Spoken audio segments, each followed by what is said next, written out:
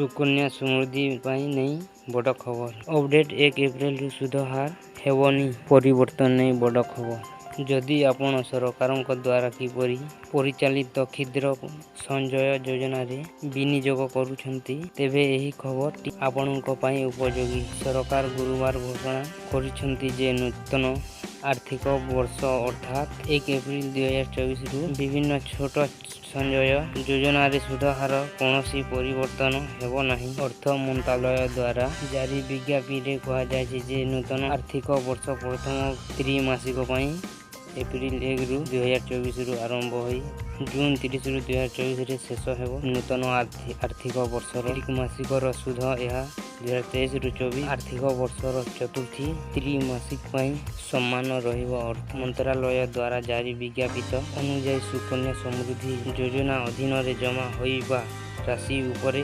8.2% सुध हार उपलब्ध हेबो। यह पूर्व परि समान रहिबो। यह व्यतीत 3 वर्षर एफडी उपरे सुध हार पूर्व परि 7.2% रहिबो। 115 मासरे विनियोग परिकल्प हेबो। यह व्यतीत कोटि कोटि निवेशक प्रिय पीपीएफ एवं पोस्ट ऑफिस सेविंग्स स्कीम पाई सुध हार मध्य यथाक्रमे 7.1% एवं 4% रे रहिबो। किसान विकास पत्र उपरे सुध हार मध्य 7.5% रे रखा जायछि। एही सरकार योजना रे विभिन्न जोग 115 मास मध्य मैच्योर हेबो। यह व्यतीत एप्रिल जून 2024 त्रैमासिक पई जातीय संचय प्रमाण पत्र एनएससी उपरे सुध हार 7.7% रे रहिबो। चलित त्रैमासिक परि निवेशक माने मासिक आय योजना रे 7.4% सुध हार लाभ पाइबे। क्षुद्र संचय योजना गुड़िक उपरे